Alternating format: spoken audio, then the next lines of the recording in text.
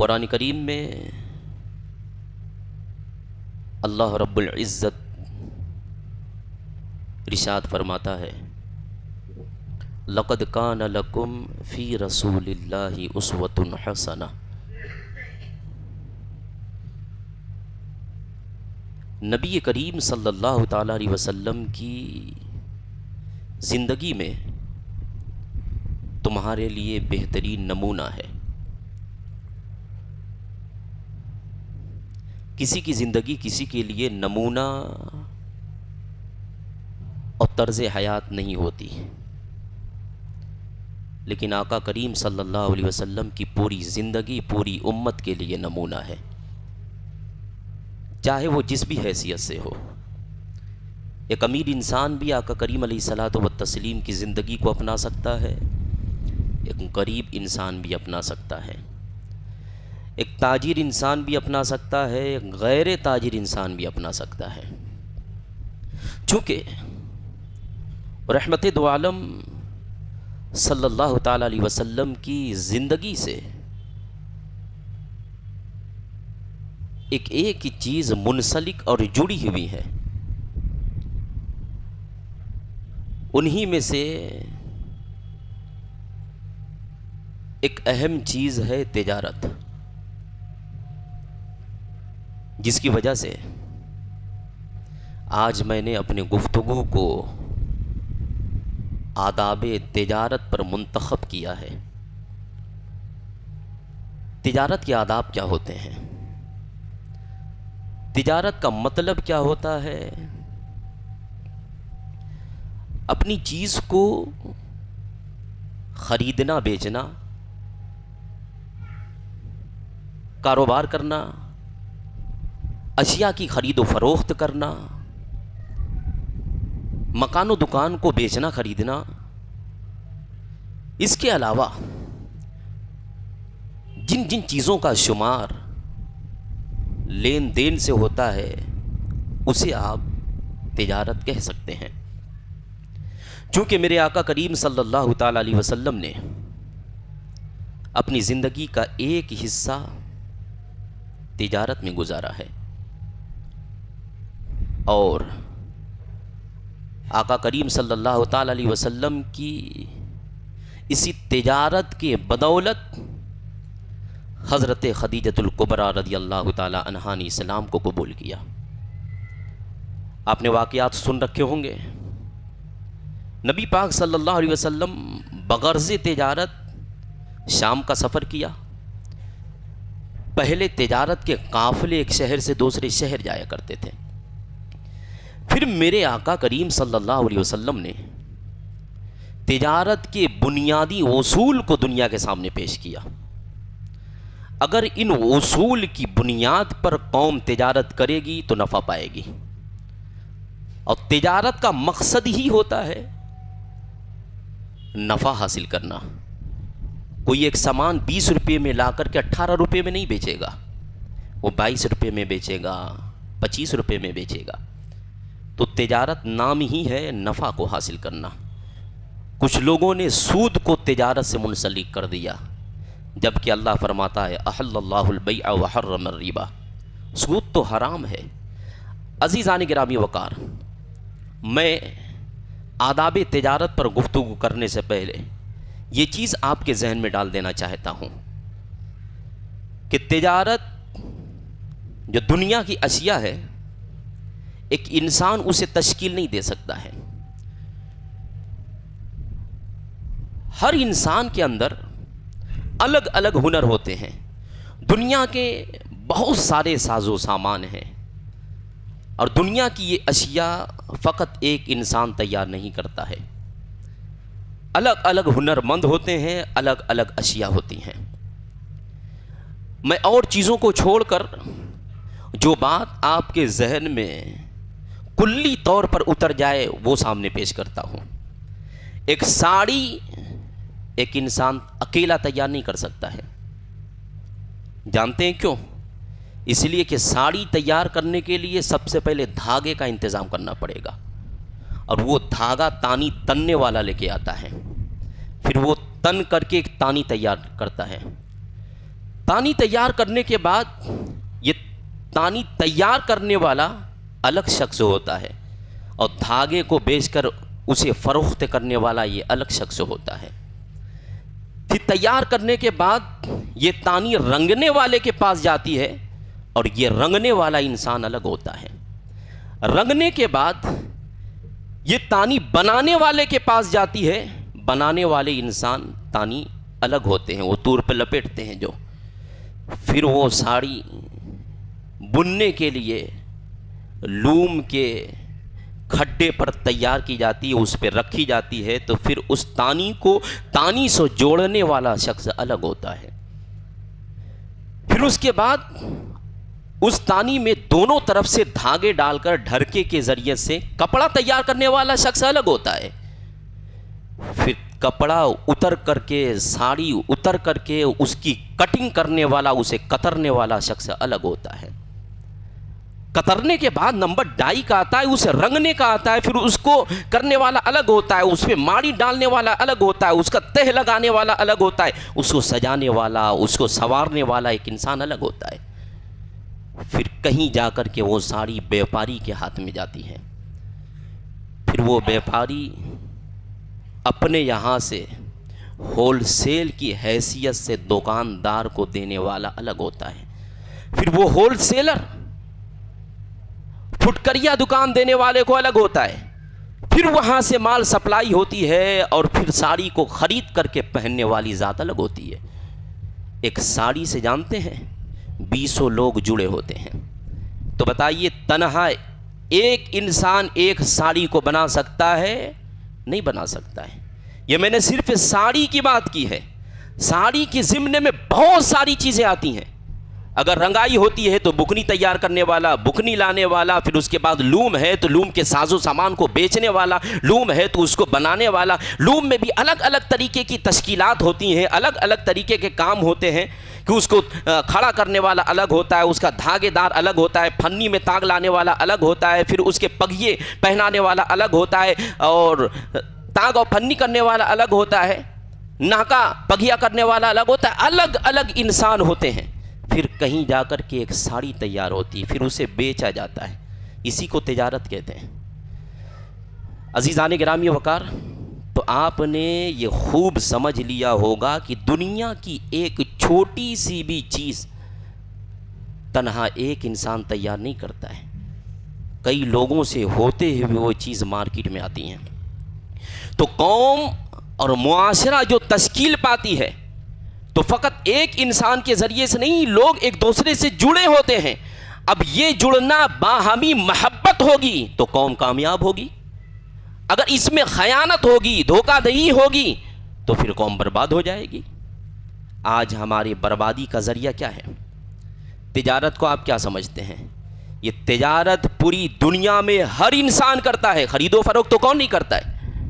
اگر اس خرید و فروخت میں نقص کا استعمال کیا جائے، کمی کا استعمال کیا جائے تو بہت ساری چیزیں کم ہو جائیں گی، کمی رہ جائیں گی، ہر چیزوں میں ہر موڑ پہ کمی ہو جائے گی، جس کی وجہ سے معاشرے میں ایک نفرت کی آگ پھیل سکتی ہے۔ عزیزان گرامی وقار، اسی اصول اور ضوابط کو ہمارے بزرگوں نے، ہمارے آقا کریم صلی اللہ علیہ وسلم نے اس کے اصول اور ضوابط کو دنیا کے سامنے پیش کیا ہے۔ چند اصولی باتیں جو تاجروں کے لیے بہت اہم ہیں، دکانداروں کے لیے بہت اہم ہیں، کاروبار کرنے والوں کے لیے بڑی اہم ہے، اگر وہ اس پر سچ اور کھرے نہیں اترتے ہیں تو بظاہر وہ دولت تو کما سکتے ہیں لیکن برکت حاصل نہیں کر سکتے۔ سب سے پہلی چیز میرے آقا کریم صلی اللہ علیہ وسلم نے ارشاد فرمایا، تجارت کرو امانت داری کے ساتھ کرو اور سچائی کے ساتھ کرو، صداقت کے ساتھ کرو۔ حضرت خدیجہ کے پاس مال بہت تھا لیکن انہیں ایک ایسے انسان کی تلاش تھی جو سچائی کے ساتھ ان کے مال کو لے کے جائے اور بیچ ڈالے، اور وہ صادق الامین والی ذات میرے آقا کریم صلی اللہ تعالی علیہ وسلم کی تھی۔ آج آپ دیکھتے ہوں گے کہ انسان تجارت کرنے میں، دکانداری کرنے میں، مال خریدنے بیچنے میں، لین دین کرنے میں، خرید و فروخت کرنے میں نہ جانے کتنی کس بیانی کا استعمال کرتا ہے، جھوٹے بولتا ہے، دھوکہ دیتا ہے، اپنے مال کی بڑائی بیان کرتا ہے، دوسرے میں کمی نکالتا ہے۔ اور اللہ کے نبی صلی اللہ تعالیٰ علیہ وسلم نے اس چیز سے منع کیا ہے کہ اپنے مال کی خوب تعریف نہ کرو۔ آپ جانتے ہو دکان میں جا کے صوفی بھی نہیں بننا چاہیے۔ کوئی مال خریدنے آئے تو بسم اللہ کہہ کے مال بیچنے کی اجازت نہیں ہے۔ دکان پہ بیٹھ کر کے درود شریف لوگ دیکھیں کہ درود شریف پڑھ رہا ہے، آدمی اچھا ہے، آدمی امین ہے، سچا انسان لگ رہا ہے، امانت دار انسان لگ رہا ہے، بہتر انسان لگ رہا ہے، صرف دکانداری چلانے کے لیے درود شریف پڑھنے کی بھی اجازت شرع نے نہیں دی ہے۔ کیوں؟ کیونکہ لوگ دیکھیں گے تو پر اثر ہوں گے، لوگ دیکھیں گے ان کا دل ادھر مائل ہوگا کہ چلو یہیں سے سامان لے لیں۔ بھائی تجارت کا محل الگ ہے، عبادت کا محل الگ ہے۔ اب درود شریف پڑھ سکتے ہیں جب گاہک نہ ہو دکان میں، کسی کو دیکھ کر کے تسبیح پڑھ لینا اس کی اسلام نے اجازت نہیں دی ہے۔ کسی سامان کو بیچنے کے لیے سچائی کا استعمال کرنا بہت ضروری ہے۔ انسان نفع کمانے کے لیے تجارت کرتا ہے، لیکن نفع اتنا بھی نہ ہو کہ قوم کو لوٹ لیا جائے۔ اس بات کو ثابت کرنے کے لیے حضرت شیخ سری سختی رضی اللہ تعالیٰ عنہ، بہت بڑے امام، بہت بڑے محدث، بہت بڑے عالم اور فقیہ اللہ والے ہیں، صوفیوں کے امام کہلائے جاتے ہیں۔ حضرت جنید بغدادی رضی اللہ تعالیٰ عنہ جیسی شخصیت کے پیر کا نام ہے حضرت شیخ سری سختی۔ انہوں نے غلہ خریدا، یہ بھی تجارت کرتے تھے۔ اور ایک چیز اور سن لے کہ تجارت میں سب سے افضل تجارت ہے غلے کی تجارت کرنا، اس کے بعد تجارت ہے کپڑے کی تجارت کرنا، اس کے بعد سب سے افضل تجارت ہے عطر کی تجارت کرنا، اس کے بعد ساری تجارتیں ایک برابر ہیں۔ کیونکہ ہمارا معاشرہ جو ہے وہ کپڑے کی تجارت میں مشغول ہے، اس لیے کپڑے کی بڑی اہمیت ہے۔ حضرت ابوبکر صدیق اور بہت سارے صحابہ کرام نے کپڑے کا تجارت فرمایا ہے۔ حضرت امام اعظم رضی اللہ تعالی عنہ نے بھی۔ حضرت شیخ سری سختی نے غلہ خریدا اور 60 درہم کے دام سے خریدا۔ خریدنے کے چند روز کے بعد اس غلے کی قیمت بڑھ کر کے 90 درہم ہو جاتی ہے۔ اب وہ 60 من کا، ایک من کا 60 ہو یا پھر 40 کلو ہو، 100 کلو ہو، کنٹل کے حساب سے جو بھی ہو، 60 کے حساب سے خریدا، اس کی قیمت بڑھ کر ہو جاتی ہے 90۔ ہمارے یہاں بھی ایسا ہوتا ہے کہ جب ساڑی کی قیمت کم ہوتی ہے لوہتا والے کی، 550 پہ آتی ہے، تو بہت سارے ہمارے بجڈیہاں کے، مدن پورہ کے ساڑی کو خرید لیتے ہیں، تاکہ جب اس کی ریٹ 800-900 روپیہ ہو تب ہم اسے بیچیں گے۔ جائز ہے، لیکن اگر یہ ذخیرہ اندوزی اس صورت میں آتی ہے کہ مال کم پڑ جا رہا ہے، لوگوں کو مال کی ضرورت ہے، تو پھر یہ ذخیرہ اندوزی، یہ مال جمع کرنا، اللہ کے نبی صلی اللہ علیہ وسلم نے فرمایا کہ اس صورت میں ذخیرہ کرنا، مالوں کو جمع کرنا حرام ہے۔ کہ تم نے مال سب رکھ لیا، اب قوم کو مال کی ضرورت ہے، تم نے پہلے ہی رکھ لیا زیادہ نفع حاصل کرنے کے لیے۔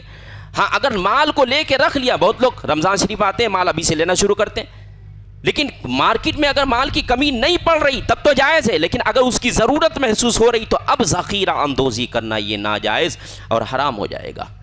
حضرت شیخ سری سختی رضی اللہ تعالیٰ عنہ نے غلہ خریدا 60 درہم میں، قیمت بڑھ جاتی ہے 90 درہم میں۔ ہمارے بزرگ اور ہمارے اسلاف کا طریقہ یہ تھا کہ وہ تجارت کرتے تھے تو ان کا اصول تھا کہ ہم نفع اتنے ہی کمائیں گے جس سے ہمارے گھر کے بال بچوں کے اخراجات چل سکتے ہوں۔ تو ان کے پاس یہ تھے بہت بڑے امام، صوفیوں کے بہت بڑے امام تھے، بہت بڑے پیر تھے۔ ان کے پاس ایک شخص غلہ خریدنے آیا، ان کا نام تھا حضرت ابو حفص، یہ بھی بہت بڑے محدث اور امام تھے۔ ایک محدث آتا ہے، ہزاروں شاگرد ہیں حضرت شیخ سری سختی کے۔ حضرت ابو حفص سے آتے ہیں، قیمت پوچھتے ہیں غلے کی، کہا کہ 60 میں خریدا ہوں، 63 میں بیچوں گا۔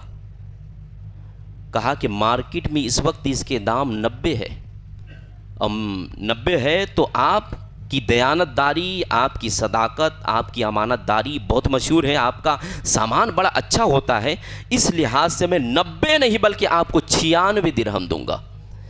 حضرت شیخ سری سختی نے فرمایا کہ نہیں، میں نے 60 میں لیا ہے، 63 میں بیچوں گا، اور میں قسم کھا لیا ہے کہ 63 سے زیادہ میں نہیں لوں گا۔ تو حضرت ابو حفص نے فرمایا ہے کہ اگر آپ نے قسم کھا لیا ہے تو میں نے بھی قسم کھا لیا ہے کہ آپ سے میں سامان خریدوں گا تو 96 سے کم میں نہیں خریدوں گا۔ ان کا سامان ویسے ہی دھرا رہ جاتا ہے لیکن وہ بیچتے نہیں ہیں۔ بتائیے کہ ایسا منافع اور ایسا نفع جو کہ جائز بھی تھا، لیکن اس کے باوجود بھی جو قوم کا امام، یہ کوئی فرشتہ نہیں تھے، یہ انسان ہے، نبی بھی نہیں تھے، اس کے باوجود بھی اتنی قدر تجارت کی ان کے اندر موجود تھی کہ مسلمانوں سے اگر نفع اتنا کما لیں گے تو وہ کس طریقے سے پریشانی کے دہلیز پر کھڑے ہو جائیں گے۔ انہوں نے صرف 60 میں 3 درہم کو اپنا نفع سمجھا اور اس کے بعد انہوں نے مال کو نہیں بیچا، وقت آیا تو پھر بعد میں بیچے ہوں گے۔ یہ امام حضرات ہیں جن کی تجارت کا یہ معاملہ تھا۔ ہمارے اصول کیا ہوتے ہیں؟ ہم کس پہ بیان کرتے ہیں؟ مال بیچنے میں سچ بولنا بہت ضروری ہے، سچائی میں برکت ہے۔ اللہ کے نبی صلی اللہ علیہ وسلم کی ایک حدیث غور سے سماعت فرمائیں۔ نبی پاک صلی اللہ علیہ وسلم نے ارشاد فرمایا، قیامت اس وقت تک نہیں آئے گی کہ ایک تاجر دنیا کے دونوں کونوں میں تجارت کرنے کے لیے جائے گا لیکن اسے نفع حاصل نہیں ہوگا۔ سمجھ رہے دنیا کتنی بڑی ہے؟ ہندوستان کے 28 صوبے ہیں، کوئی کھڑے ہو کر کے یہ دعویٰ نہیں کر سکتا کہ میں پورے 28 صوبوں میں گھوما ہوں، ہر اضلاع میں گھوما ہوں، نہیں دعویٰ کر سکتا۔ پوری دنیا میں میرے نبی نے فرمایا کہ دنیا کے دونوں کونوں میں وہ گھوم جائے تجارت کرنے کے لیے، اور اس وقت تک قیامت نہیں آئے گی کہ وہ پوری دنیا میں گھوم جائے گا لیکن اس کی تجارت میں اسے نفع حاصل نہیں ہوگا۔ کیوں؟ کیونکہ قرب قیامت تجارت میں گھوٹالہ ہوگا، کس بیانی لوگ کریں گے، دھوکہ دہی کریں گے، مالوں کو غلط داموں میں بیچیں گے۔ اور آج یہ آپ دیکھتے ہوں گے کہ کس طریقے سے انسان کے دکان پہ جائیے، کپڑے کی دکان پہ کتنی تعریفیں کرتا ہے، پورے مارکیٹ میں ایسا کپڑا آپ کو نہیں ملے گا، فلاں جگہ سے یہ کپڑا منگوایا گیا ہے، اور آپ تو جانتے ہی ہیں اس طریقے سے اپنے مال کی تعریفیں کرتے ہیں۔ پھر اس کے بعد کوئی کم کرنے کے لیے کہے گا تو جھوٹ بولیں، جھوٹ نہیں بولنا چاہیے، اتنے میں تو میری خرید بھی نہیں ہے۔ اور جانتے ہو ہر انسان جانتا ہے پھر وہ اس سے کم میں بھی کسی کو بیچتا ہوا نظر آتا ہے، جتنے میں ایک انسان سے کہا تھا کہ میری خرید بھی نہیں ہے۔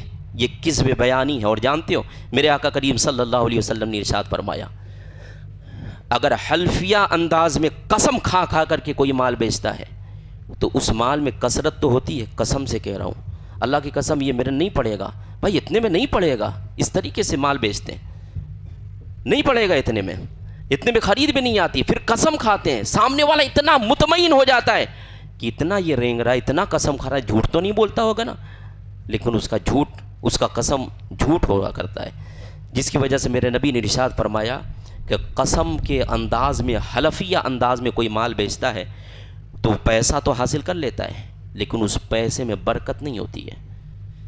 برکت کیا چیز ہے؟ رحمت کیا چیز ہے؟ ایک انسان کے پاس 1 لاکھ روپیہ ہے 2 دن میں ختم ہو جاتا ہے، ایک انسان کے پاس 500 روپیہ ہے 1 مہینے میں وہ ختم نہیں کر پاتا، یہی تو برکت ہے نا عزیزان گرامی وقار۔ تو مال میں سچائی ضروری ہے، امانت داری ضروری ہے، دھوکہ سے بچنا ضروری ہے، یہ اصول تجارت ہے۔ اسی میں ایک اصول ہے، مال میں جو کمی ہو، جو خرابی ہو، اسے چھپا کے بیچ دینا، یہ بھی دھوکہ ہے۔ مال میں اگر کوئی نقص ہے، کوئی خرابی ہے تو بیچنے والے پر ظاہر کرنا لازم اور ضروری ہے کہ وہ اگر سامان آپ کے یہاں سے لے کے گیا، بعد میں اسے پتہ چلا گا تو بتائے، وہ دکان پہ آئے گا؟ کبھی نہیں آئے گا۔ نبی پاک صلی اللہ علیہ وسلم نے فرمایا، اگر مال میں کوئی نقص ہو تو سامنے والے پر ظاہر کر دیں، بتا دیں، پھر آپس میں جو بھی طے ہو معاملہ اس پہ وہ خرید و فروخت کر لیں۔ حضرت امام اعظم رضی اللہ تعالیٰ عنہ ہمارے امام ہیں، امام اعظم کپڑے کا کاروبار کرتے تھے۔ آس پاس کی 2 مسجدیں تھیں، الگ الگ ٹائم پہ جماعت تھی، تو امام صاحب کا بیٹا، ان کا بچہ ایک جگہ نماز سے فارغ ہوا، پھر امام صاحب دوسری مسجد میں نماز پڑھنے کے لیے گئے، پھر جب آئے تو ایک کپڑا جو تھوڑا پھٹا تھا، اور اس بچے نے اسے بیچ دیا، اور وہی داموں بیچا جس داموں میں صحیح کپڑا بیچا جاتا ہے۔ امام صاحب نے فرمایا کہ جو کپڑا پھٹا تھا خریدنے والے سے تم نے بتایا کہ اس میں یہ کمی تھی؟ کہا نہیں بتایا۔ کہا کہ اسے تلاش کرو۔ 3 دن کے بعد وہ انسان ملتا ہے جو کپڑا خریدا تھا پھٹا ہوا، پھر اس سے جو بھی معاملہ طے ہوتا ہے 3 دن تک امام اعظم رضی اللہ تعالیٰ عنہ نے فرمایا کہ 3 دن کی جتنی کمائی ہے سب راہ خدا میں قربان کر دو، غریبوں میں صدقہ کر دو، کہ 3 دن تک میں پریشان رہا۔ ایک انسان غلط چیزوں کو آج کتنی طریقوں سے بیچتا ہے۔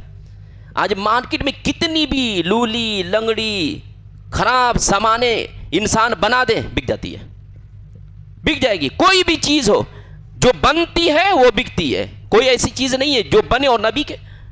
کوئی بھی چیز ہو بھائی، آج اگر کوئی نیا سیٹ آ جائے موبائل کے، سب کے ہاتھ میں موبائل ہے، اس کے بعد بھی انسان موبائل خریدتا ہے، نیا سیٹ آئے نا۔ سب کے پاس گاڑیاں اگر ہوں، کوئی نئی گاڑی آئے تو اسے بھی خریدتا ہے، کیوں؟ بنی ہے تو بکے گی۔ لباس ہیں، عورتوں کے لباس ہیں، کوئی ایسے کلر کی کپڑے نہیں ہیں جو انسان نہ خریدے، جو بنی ہے جو رنگی ہے وہ ضرور بکے گی۔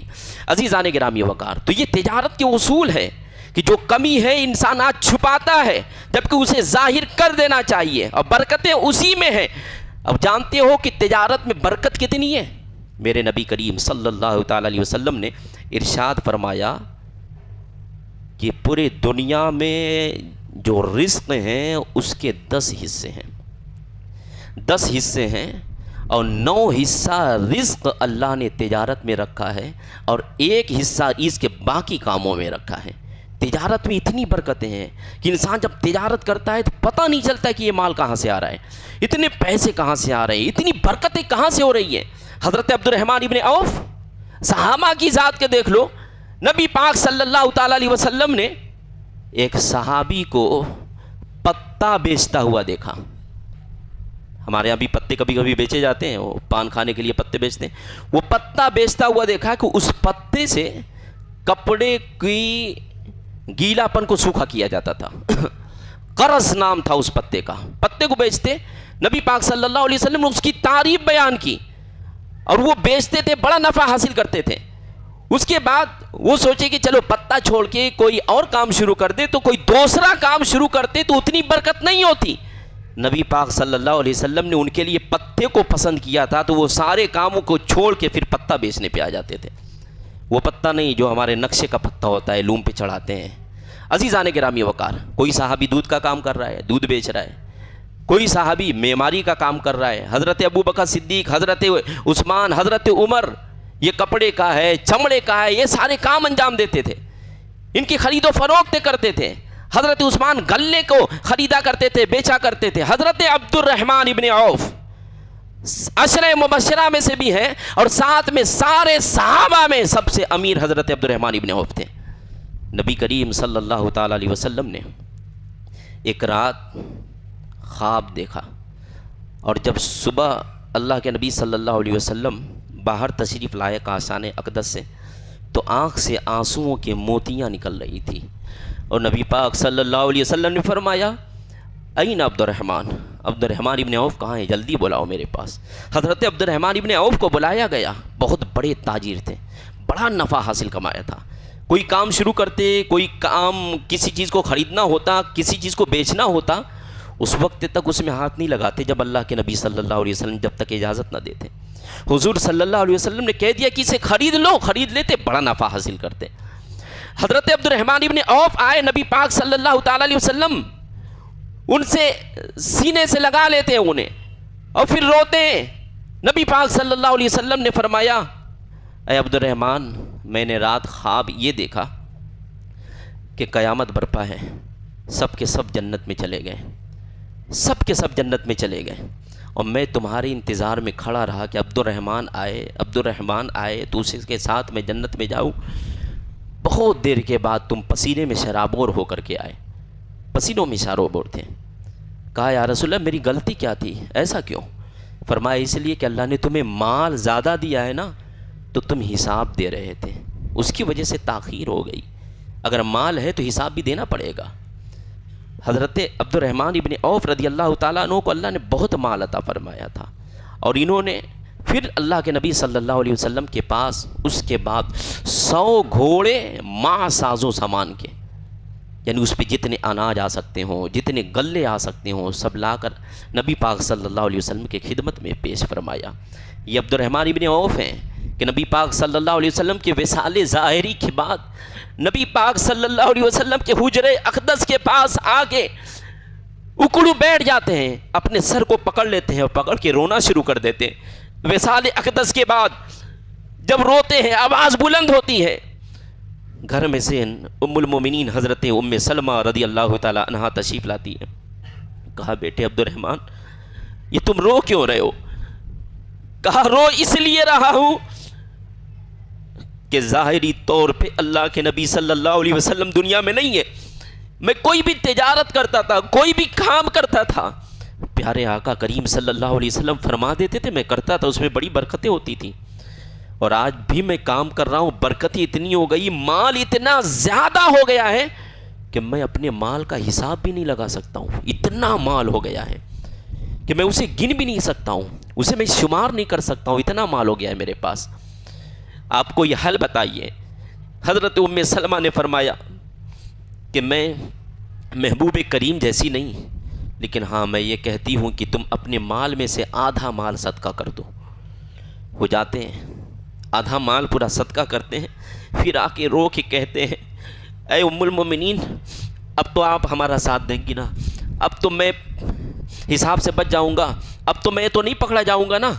تب حضرت ام سلمہ رضی اللہ تعالی عنہا نے فرمایا کہ اے عبد الرحمن تمہیں گھبرانے کی ضرورت نہیں ہے، اب اس چیز کی گواہی قیامت کے دن میں خود دوں گی، اور نبی پاک صلی اللہ تعالی علیہ وسلم سے سفارش کے لیے میں کہوں گی، اور نبی پاک صلی اللہ علیہ وسلم تمہاری سفارش کے لیے رب کی بارگاہ میں فریاد کریں گے۔ عزیزان گرامی وقار، یہ صحابہ کی ذات تھی کہ جو کماتے تھے اسے خرچ کرتے تھے، پھر اس کے بعد بھی اس چیز کا احساس ہوتا تھا کہ ہمیں حساب دینا ہے، اور یہ ہر کسی کے ساتھ ہے۔ نبی پاک صلی اللہ علیہ وسلم تشریف فرما تھے، 2 بکری آپس میں جھڑ رہی تھی، سینگیں مارتی ہیں نا بکریاں، تو ایک بکری دوسرے بکری پہ غالب آ جاتی ہے، اسے سینگ مارتی ہے، غالب آ جاتی ہے۔ نبی پاک صلی اللہ علیہ وسلم مسکرا پڑے، اور دوسری بکری دب جاتی ہے، وہ کچھ نہیں کر پاتی ہے۔ آقا علیہ السلام نے مسکرایا، صحابہ نے پوچھا آپ کیوں مسکرائے؟ فرمایا ایک دب گئی نا، اس کا حساب اس کو دینا پڑے گا۔ ایک جانور کو نبی پاک علیہ السلام اس طرح کہہ رہے کچھ حساب ملے گا، تو کہ انسان کے بارے میں کیا سمجھتے ہیں؟ انسان کے ایک ایک پیسے کے بارے میں حساب کیا جائے گا۔ من این اکتسب، تم نے کہاں سے کمایا، ومما انفق، اور کہاں پہ خرچ کیا۔ یہ 2 باتیں آپ ذہن میں رکھیں کہ مال کو ہم نے کمایا کہاں سے اور مال کو ہم نے خرچ کہاں سے کیا ہے۔ یہ 2 چیزیں اگر ذہن میں ہوگی تو حرام و حلال، ناجائز و جائز، سارے مسائل اس کے ضمن میں آ جائیں گے کہ انسان جائز طریقے سے مال کو اکٹھا کرے، حرام طریقے سے مال کو اکٹھا نہ کرے۔ کہاں سے کمایا ہے اور کہاں پہ خرچ کیا ہے، یہ نہیں کہ مال کو اگر میں نے کما لیا ہے تو اب جہاں چاہے جی چاہے وہاں پہ خرچ کرے، نہیں، اس کی بھی پابندی ہے کہ ہر جگہ تم اپنے مال کو خرچ نہیں کر سکتے ہو۔ وہیں کر سکتے ہو جو جائز راستہ ہو، وہیں کر سکتے ہو جو جائز صورت ہو، وہیں کر سکتے جو بہتر صورت ہو۔ یہ نہیں کہ مال زیادہ ہے تو چلو کو اڑا دیتے ہیں مالوں کو، چلو حرام کاموں میں لگا دیتے ہیں مالوں کو، چلو جوا بازی میں لگا دیتے ہیں مالوں کو۔ آخری بات ضرور پیش کروں گا کہ آج ہمارے معاشرے کا نوجوان طبقہ بربادی کی دہلیز پہ جا رہا ہے۔ روز ہزاروں ہزار، 2-2 ہزار، 5-5 ہزار کی بازیاں لگ رہی ہیں، آپ کہاں ہیں؟ موبائل کے ذریعے سے، فون کے ذریعے سے گیمز کھیلے جا رہے ہیں، اس میں پیسے ہار رہے ہیں، پیسے جیت رہے ہیں۔ حرام طریقے سے آج بہت سارے معاشرے کے وہ افراد جو ہمارے نوجوان طبقے ہیں اس میں ملوث ہیں۔ یہ کوئی ہنر ہے؟ یہ کوئی کام ہے؟ ایپس ڈاؤن لوڈ کر لیا، اس میں جوئے کھیلے جا رہے ہیں، اس میں حرام کاری کی جا رہی ہے، کیا حساب نہیں دینا پڑے گا؟ اور جانتے ہو جو بھی تجارت ہوگی، جو بھی کام یہ ہوتے ہیں، دنیا میں بھی اس کی سزا ہے۔ اگر تم مال حاصل بھی کر لو گے، اگر تمہارے پاس آ بھی جائے گا تو اس مال میں برکتیں نہیں ہوتی ہیں۔ جو چھوٹے آپ کا بچپن گزرا ہوگا، آپ جانتے ہوں گے، دکان پہ جاتے تھے، 8 آنے کا کھچوا کھینچتے تھے، 1 روپیہ حاصل ہوتا تھا، پھر 1 روپیہ کا کھینچتے تھے، 2 روپیہ حاصل ہوتا تھا، پھر 5 روپیہ نکلتا تھا، کھینچتے جاتے تھے، نکلتا جاتا تھا، یہاں تک کہ جتنے پیسے تھے وہ بھی ختم ہو جاتے ہیں، لیکن کھچوے سے کوئی فائدہ نہیں ہوتا تھا۔ وہی حال آج موبائل کی صورت والوں کا ہو چکا ہے۔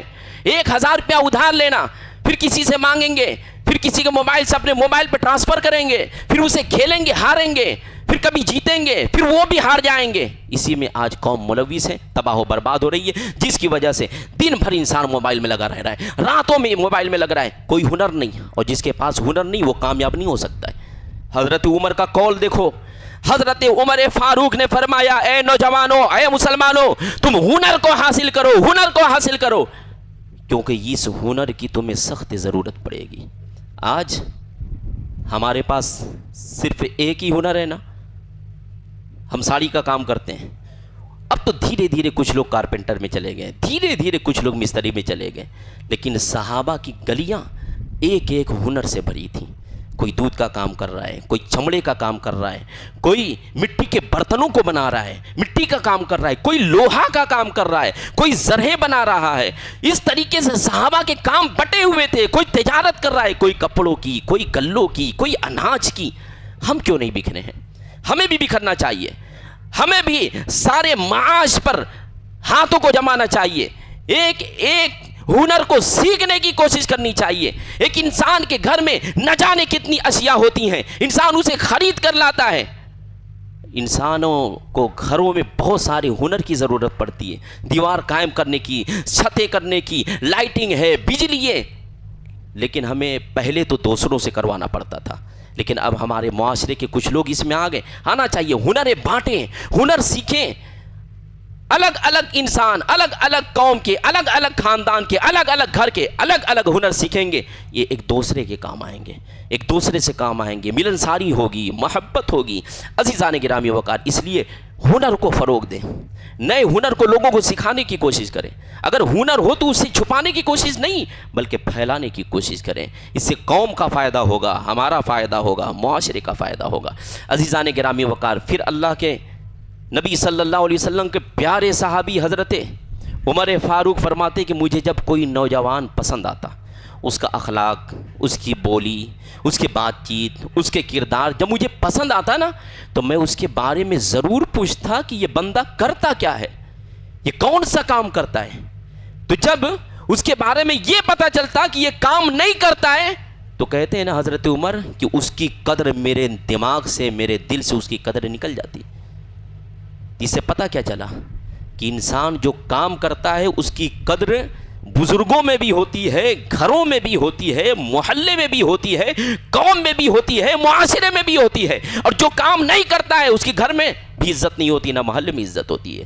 اس لیے ہنر سیکھیں، ہنر کو فروغ دیں، کاموں میں لگے رہیں، اور تجارت جو کریں نا تجارت کے حساب سے نہیں بلکہ عبادت کے حساب سے کریں۔ کیا تجارت فقط تجارت ہے؟ انبیاء کرام نے تجارت کی ہے، اپنے اپنے ہاتھوں سے کام کیا ہے۔ حضرت داؤد علیہ السلام زرہیں بنایا کرتے تھے، حضرت ادریس علیہ السلام کپڑے کا کام کیا کرتے تھے۔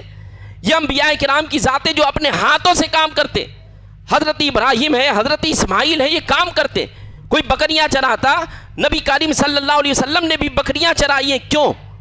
تاکہ قوم اس سے فائدہ حاصل کرے، قوم اس عمل سے سبق سیکھے، درس حاصل کرے۔ نبی پاک علیہ السلام نے تجارت فرمائی، انبیاء نے، اسلاف نے، صحابہ نے، تابعین نے، تبع تابعین نے، بڑے بڑے اولیاء بزرگان دین نے۔ قوم کو اس سے سبق حاصل کرنا چاہیے۔ عزیزان گرامی وقار، ذہن کو اس چیز سے ہٹائیں کہ صرف ہمیں مال کمانا ہے۔ کبھی کچھ انسان ایسے ہوتے ہیں، کچھ گھر ایسے ہوتے ہیں، کچھ لوگ ایسے ہوتے ہیں، کچھ خریدار ایسے ہوتے ہیں کہ انہیں دام بھی دینا پڑتا ہے۔ اگر آپ نے چیز 25 روپے کی خریدی ہے تو کبھی انہیں 20 میں بھی دے سکتے ہیں، کیونکہ آپ اس معاشرے میں رہتے ہیں، اس کی حیثیت کو جانتے ہیں، اس کے کام دھندے کو جانتے ہیں، اس کی پریشانی اضطراب کو جانتے ہیں۔ یہ کام کرنے سے محبت بھی تقسیم ہوگی، باہمی بھائی چارگی بھی تقسیم ہوگی، اور اس طریقے سے اللہ تمہارے کاروبار میں برکتیں بھی عطا فرمائے گا۔ برکت بہت بڑی چیز ہے، اور جس تجارت میں دھوکہ ہو، غیر امانت داری سے کیا جا رہا ہو، جھوٹ کا استعمال کیا جا رہا ہو، کچھ تاجر تو کہتے ہیں کہ بغیر جھوٹ کے ہم تجارت ہی نہیں کر سکتے، اور کرتے بھی نہیں ہیں، جھوٹ بولتے ہیں، بات بات پہ جھوٹ، تانی والے کا فون آیا جھوٹ، کاریگر کا فون آیا جھوٹ، بیپاری کا فون آیا جھوٹ. یہ جھوٹ جھوٹ جھوٹ جھوٹ سے ساری برکتیں ختم ہو جاتی ہیں، مال تباہ و برباد ہو جاتا ہے. ہر کسی کا رونا ہے، کام میں برکت نہیں ہو رہی ہے. کیوں؟ اسی تجارت میں برکت ہوگی جو خوش دلی سے کی جائے، جو صداقت اور امانت داری اور دیانت داری کے ساتھ کی جائے، خوش اسلوب سے کی جائے. عزیزان گرامی وقار، مقصد گفتگو آپ سمجھ گئے ہوں گے کہ تجارت کے جو اصول ہیں اس کے مطابق ہمیں تجارت کرنے کی اللہ توفیق عطا فرمائے. استغفر اللہ ربی من کل ذنب و اتوب الیہ وما علینا الا البلاغ المبین. السلام علیکم.